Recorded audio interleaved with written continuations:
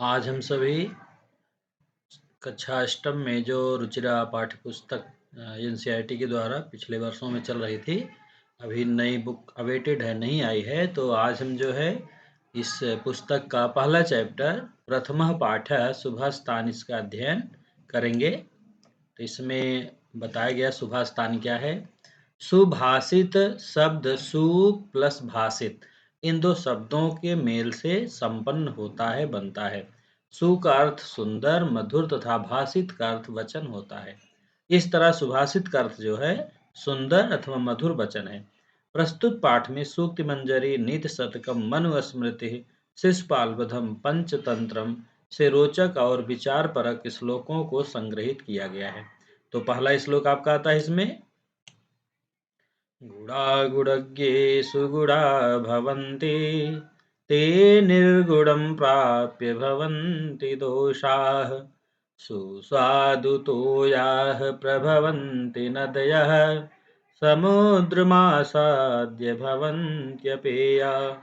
एक बार श्लोक आप जो है सस्वर जब वाचन करेंगे तो आपको भी प्रत्येक अक्षरों पर ध्यान देना होगा और श्लोक के प्रत्येक शब्द आपके अंदर जो है एक नई ऊर्जा देंगे।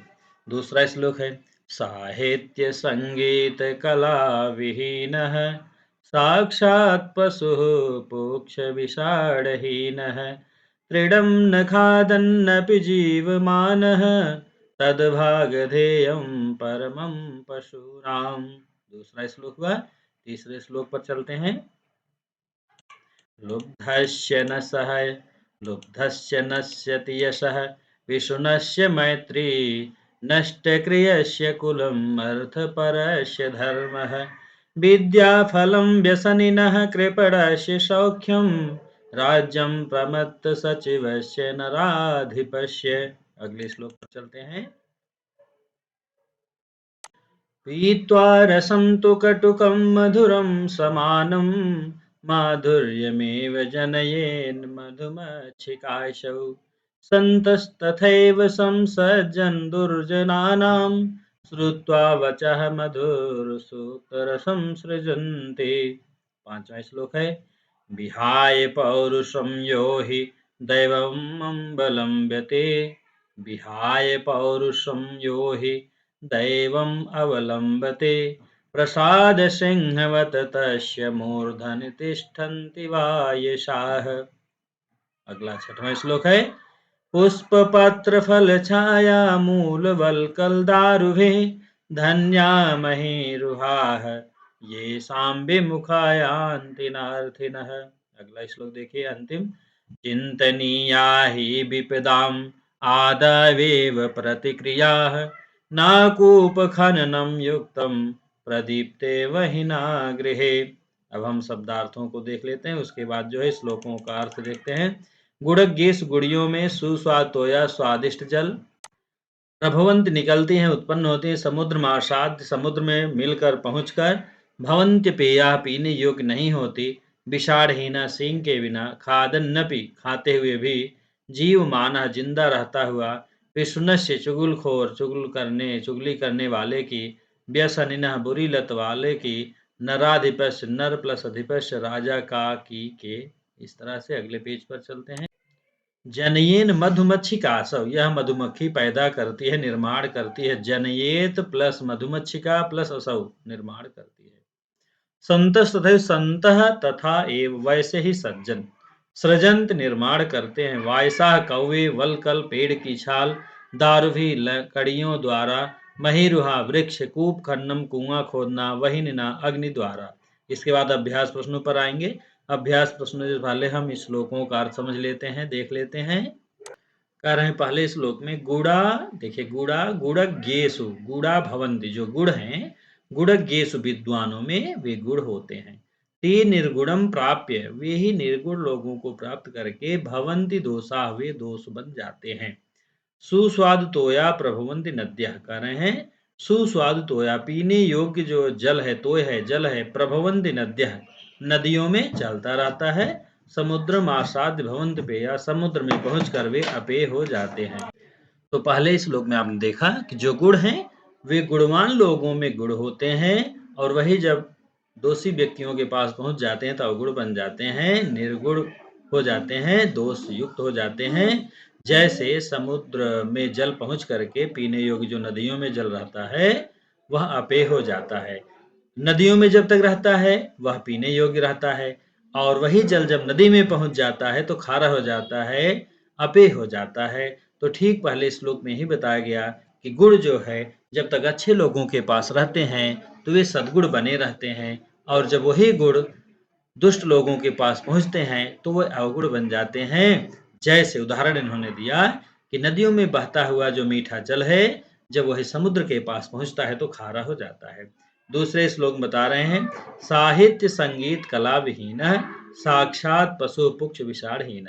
साहित्य संगीत कला से जो हीन है साक्षात पशु के समान है। और पशु कैसे? पूंछ और सींग के हीन। पूंछ और सींग से जो हीन पशु हैं ऐसे हैं। त्रिडम नखादन नभ जीवमाना, जो घास फूस खाते हुए अपना जीवन व्यतीत करते हैं, नष्ट कर देते हैं और उसी को अपना परम भाग्य समझते हैं। आगे है, लुब्धस्य नश्यत यशः, जो लोभी व्यक्ति है उसका यश नष्ट हो जाता है। विष्णुस्य मैत्री, जो चुगलखोर है उसकी मित्रता नष्ट हो जाती है।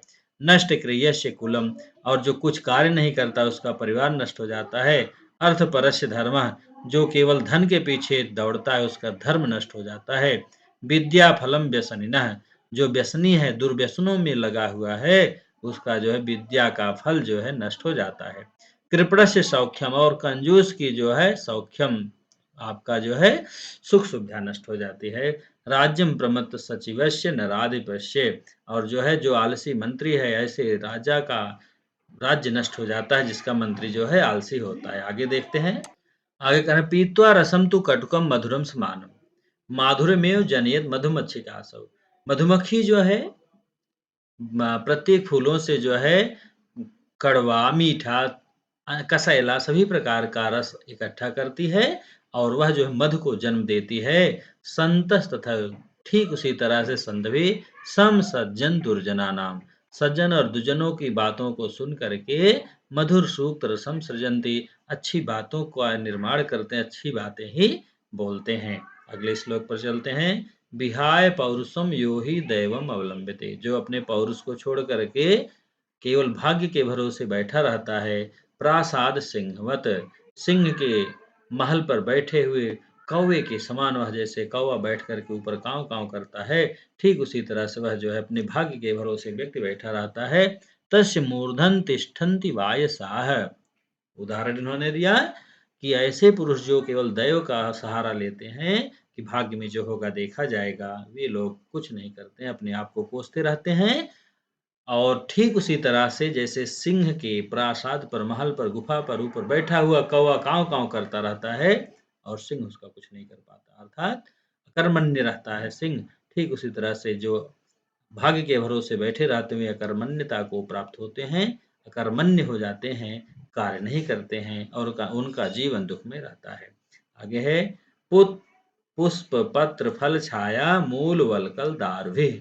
पुष्प पत्र फल छाया मूल वलकल दारुहि, वस्त्र कपड़े ये सभी जो है वृक्ष में देते हैं। धन्या महीरुह, ये वृक्ष जो है धन्य हैं। ये शाम विमुखा यान्ति नार्थिनः, जो व्यक्ति, कोई भी व्यक्ति इनके विरोध में नहीं जाता, अर्थात इनको हनन नहीं करता, इनको नष्ट नहीं करता है।